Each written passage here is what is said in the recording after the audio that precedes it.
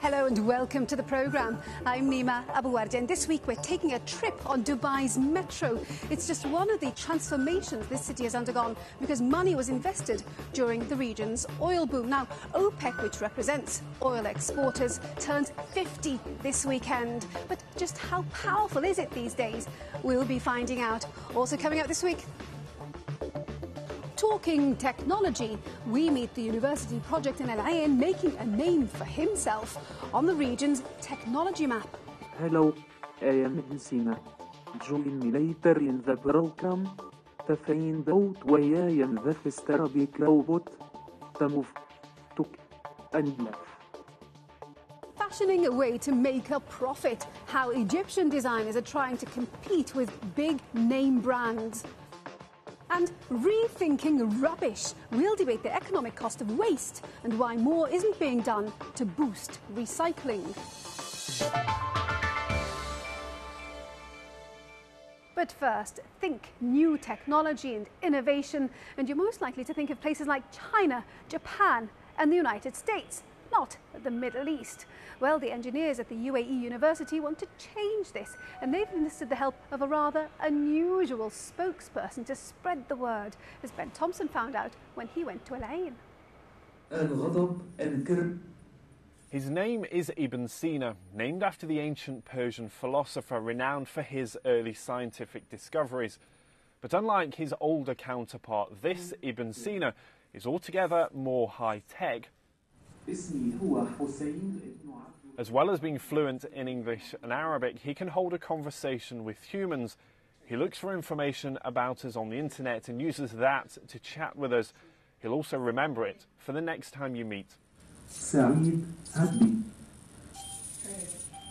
But this lab isn't in Japan, China or the United States. It's in Al Ain, just an hour's drive from the UAE capital Abu Dhabi, a region known more for its oil than its innovation. Things are not extremely tight, so there is a possibility of exploring in different directions, which in many other Western nations nowadays you cannot really afford to do given the economic tightness and so on. And this creates a feeling that almost everything might be possible if you just try to get it done. Plus you don't have the constraints of a lot of existing, if you want, traditions that could be on the one hand positive, but on the other hand could be keeping things back. And that's the big attraction for students. Starting from scratch with new facilities and new ideas gives them some much needed freedom. The advantage of starting from scratch is obviously because you can think of the entire framework in a completely new way. You don't have restrictions or you don't have a mindset in the beginning that you have to follow. The good equipment, the good labs we have there, everything is available. We can do whatever we want. So whilst the robot is still a work in progress, it has huge commercial potential.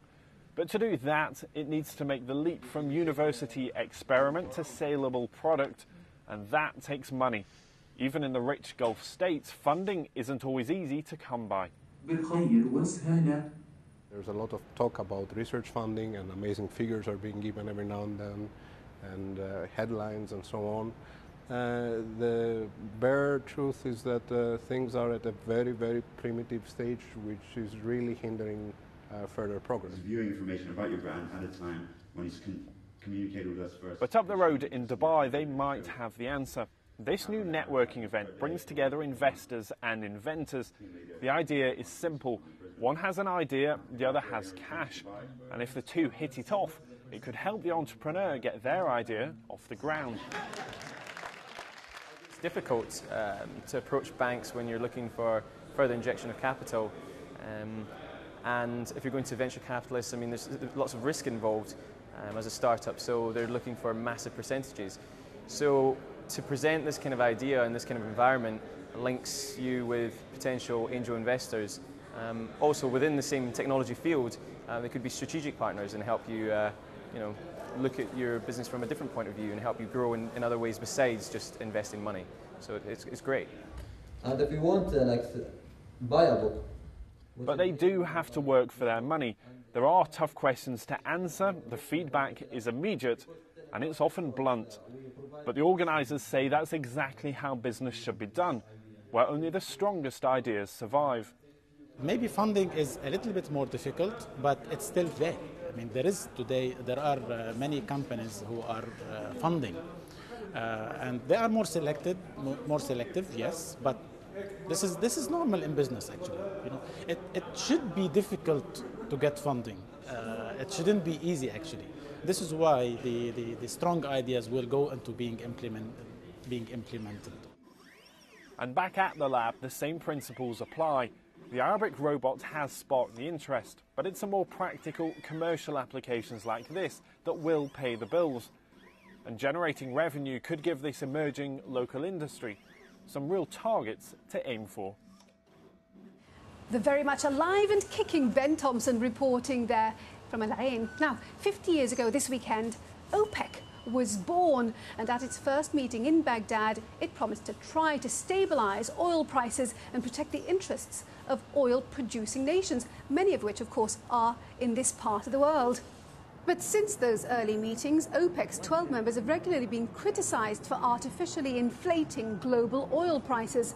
Between them, they control almost 2/3 of the world's oil reserves, and that allows them to wield significant power over the markets. But that power is beginning to wane thanks to the discovery of oil in the Gulf of Mexico, Alaska and Russia. So is there really still a need for OPEC and its price setting? A question I put to Dr. Valérie Marcel of the Energy Development Programme at Chatham House. I think there's a need for OPEC for producers.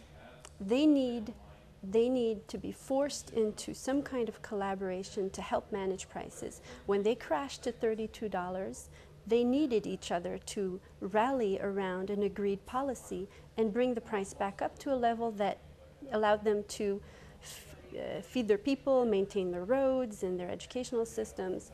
And I think consumers also need OPEC. But this is something they often don't recognize, is that OPEC actually stabilizes prices. In the last 10, 15 years particularly, we've really seen a positive impact from OPEC. Perhaps they haven't kept the price band as low as consumers would have liked, but they do contribute also positively to the consumers' interests. So what is the OPEC of the future then? I think OPEC does have a future, but it will face big challenges because I think how it manages Iraq's increase in volumes, if Iraq achieves half of what it hopes to do in the next 10 years, it could certainly reshape the power politics within OPEC. It doesn't mean that OPEC wouldn't be able to survive that, because if Venezuela and Iran and Nigeria are not able to keep up with their expansion plans, or they're even maintaining capacity, then Iraq's volumes would be welcome. You know, OPEC could tolerate more volumes from Iraq. OPEC has controlled the majority of the world's oil production, with more discoveries happening elsewhere and out of its remit. Will its power wane? OPEC's share of globally traded oil is much less than it used to be, and it's likely that in the short to medium term there'll be new challenges from non-OPEC oil, Brazil, Africa, and Russia continuing. But beyond that period, OPEC is set to make a comeback because it holds 3/4 of the world's oil reserves. So inevitably, it will come back. But if, on the other hand, their spare capacity goes up too high because of that new non-OPEC production, then OPEC cohesion starts to fall apart. And that is an internal challenge for OPEC, one that will be managed by Saudi Arabia again. Dr. Valérie Marcel speaking to me earlier. Now, it feels that there's a brand new shopping centre opening up somewhere in the Middle East every week. Fashion-conscious consumers have never had it so good. And with a wealthy and growing population, international designers see this part of the world as a good place to set up shop. So how do smaller local designers compete? Well, Katie Watson went to Cairo to find Egyptian designers wanting to put their label on the retail map. When it comes to fashion, big names sell. After all, if you want to get yourself noticed, it probably helps if you've got a big international brand name. But that hasn't put off some young designers here in Egypt who are keen to get themselves known and show off their talent. Despite the fact that shopping centres are full of big designer names, they think there's a demand for fashion from the region. And one such designer is Amina Khalil. Just 25, she studied fashion in London, but always knew she wanted to come back to Egypt and set up her own business. And it's her roots that influence her style.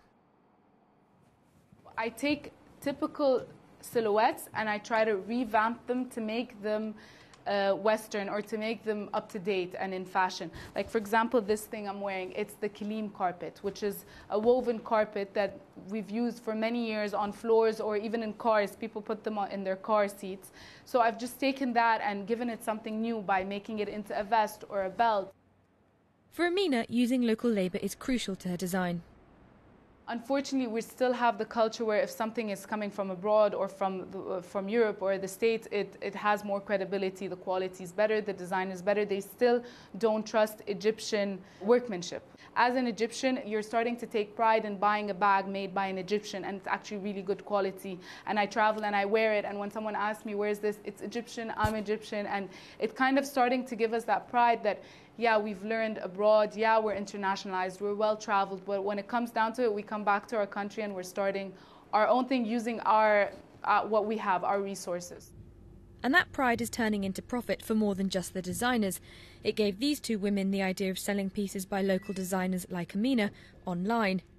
Mona and Sharifa have always had an eye for fashion, but fed up with the same designer labels everywhere, they started wearing local designs to try and stand out from the crowd, and that helped create a business.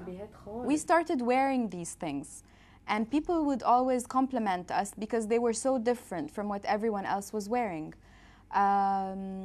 So we felt that it was time to bring these young local talents together under one roof. Of course, there remains a big segment of society that prefers the big brands, but even those, they are becoming more lenient towards the younger brands. They're becoming more fashion forward. What we did notice, though, also is that more mature markets like England and France, those really appreciate these incognito brands.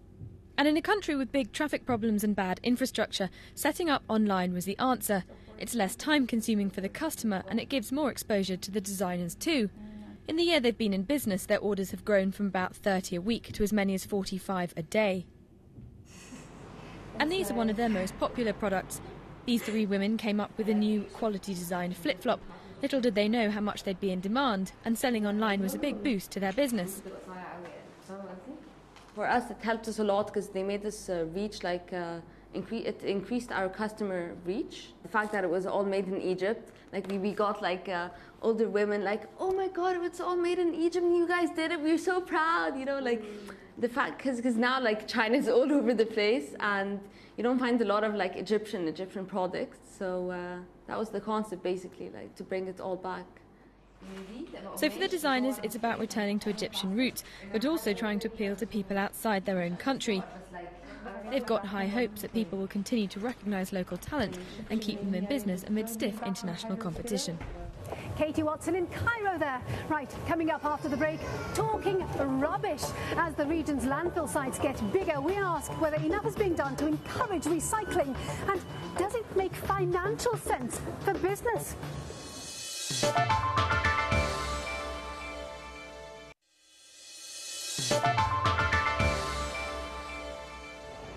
Welcome back to the programme. I'm Nima Abouardi. Now, people who live here in the Gulf generate some of the largest amounts of rubbish per person in the world. And with the population growing, the problem is set to get worse. So what's being done to encourage recycling? That's a question I put to our panel of special guests in this week's Summer Debate. I can say the awareness, one of the key roles, the legislation to be modified in a way that, for example, all sectors to play a good role, from the packaging material to the quality of the products, to be environmentally friendly. Also change the consumer behavior. Instead of buying a bulk, try to buy just what I need. But I think one very easy thing is just the packaging. Here you buy something and they give you 3 things that came in. I buy a juice, it puts it in a cardboard carrier and then a bag. I'm like, I don't need all of that. buying bulk is an interesting question because if you can buy dry goods in bulk, they actually use less packaging. Yeah. So you buy fresh produce regularly, but buy bulk on other and share it. Yeah, if you're not going to use it, all of it, share with your neighbors. Absolutely. You see, I mean, it all sounds wonderful and very sort of community-based and all the rest of it. If you were to look at the biggest polluters, because there was such a construction boom, yes, and now a lot of waste sits there idly and so on, I'm curious to know, what is the biggest polluter? The people in their homes or industry, construction? I can say the people at the home. So it's still the consumers? But there is a big construction demolition issue in Dubai with all the construction and the waste from demolitions, but you can recycle that. But then there has to be an incentive for people to use it. Sharjah, they start, and Dubai also, they start with it. And Abu Dhabi, just recently also, they start. So what is that incentive, though? Is it, again, being penalised, fines, that sort of thing? Is it becoming more aware? What is the thing that makes I can say change? It's not only penalizing people, but also awareing people about my goals to reaching during a certain period, and also preparing for them the tools, because if you aware the people and say, hi guys, you have to come forward and comply with my law and legislation, they will say, okay, how? People have very busy lives. Exactly. And so it's got to be very easy and convenient, or they're not going to do it. In the end, it has to be economically viable. And right now, landfilling is the cheapest thing because land is understandable as well. Yeah, and it's monitored. You can do stuff with it. And even though I'm not, I design landfills, but it's not what I would prefer to do. People are like shocked. We send a man to the moon, but we can't figure out what to do except a landfill. It's not that we can't figure out what to do. There's a lot of technologies, but they're very expensive and they're not proven. At the same time, I don't think that the general public and business owners and manufacturers should feel helpless in it, because the change needs to come from above, the policy and the regulation and the provision of suitable infrastructure. I'd support both of you wholeheartedly on that one. But individual champions in business have made huge changes across their business. Where are we at, though, in terms of, we generate a lot of waste, specifically in this part of the world. We live in a desert, it's very hot, we're starting with a big environmental deficit. Is it going to make economic sense to be green at the point that we're at now?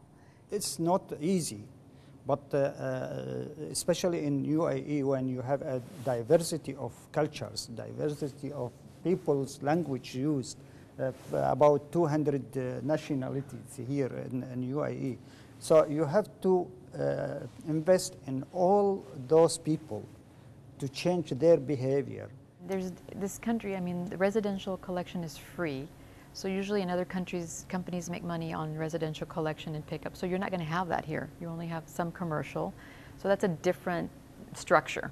But in the end game, even if there's no money to be made, the problem falls on the government. You're going to have a big environmental problem if you don't do something with that trash. It's going to contaminate groundwater. You're going to have all these methane gas emissions. So something has to be done whether or not it makes money. That's the bottom line. The electricity, water, and all the rest of it that goes into recycling, is it worth it? Sometimes it's not. It's very expensive to recycle. It depends on your community. Here, labor is very cheap. It's laborers pulling that stuff out because labor here is cheap and it works here. The business side of it, is it just token gestures? Is it solving the problem? I think in terms of the business case for recyclables, it's so strongly dependent on international markets for materials. And as you say, with the recession, there have been huge recycling markets which have collapsed. The other issue which one's seen in other parts of the world is that there are selective markets for some of the recyclables. So your PETs, some of your plastics, perhaps your aluminum and your steel does have a market. But as you move down to materials which are still recyclable but have a lower market value, there's just no business case which develops for it. So it needs to be a government, a policy initiative as opposed to a business-led initiative. I definitely think there's room for government intervention and policy side of things. I can say, but there has to be a free market. The negative behavior of people or consumer, if you go to the water consumption, it is the highest in the world. Such figures indicating that people's behavior, the main factor on all issues. Right, and the way you get people to reduce, use less, or throw away less is you charge them. Here, if it's free trash, I'm going to throw away all I can because I'm not getting charged. If you have a graduated pay-as-you-throw system, then if you have a bigger can, you pay more. You see, I'm sure a lot of people would like to be able to improve on the quality of the air that they breathe and the water that they drink and so on, but they just don't know how to do it. For themselves, they can't. Brett, what is it that you wish that this part of the world would adopt or do in order not to have to make the same mistakes that other people have? I would say from 2 points of view. The one is this sustainable consumption consideration, and I was blown away by the extent of shopping in this place and the size of shopping malls. So just buy less, which I won't be liked by much of big business for saying that. And then from the other side, from the policy and governmental perspective, go and learn from the mistakes that have been made elsewhere in the world, and ensure that everything is done in an integrated fashion. Don't consider waste in isolation of all of the other environmental and sustainability issues. We've heard this for years now. Yes. So what is it? Why haven't you fixed it? What's the problem? Why haven't you fixed it locally, or why haven't people fixed On it? the world? The world has the point fixed is that you're saying, look because around we're in to a get best capitalist practice. society. Yeah, there are too people many don't vested make money interests. unless people buy other things. Absolutely. That's why cars don't last forever, tires don't last forever, things don't last forever. So you end up in this cycle that we've created where you have to buy stuff. Dr. Dawood Kadhim, Sonia Nasser and Brett Cohen speaking to me earlier. Well, I do hope you've enjoyed our programme this week. Our time is very nearly up. But before we go, let's see how the region's main markets finished the week. And remember, we'd love to hear from you. Our email address is middleeastbiz@bbc.co.uk. Now, next week, we're tackling the issue of youth unemployment. And with a young and growing population, this problem is set to get worse. So what's being done to tackle it? Until then, from me, Nima Abu Warde, and the rest of the team, thank you for watching. Bye-bye.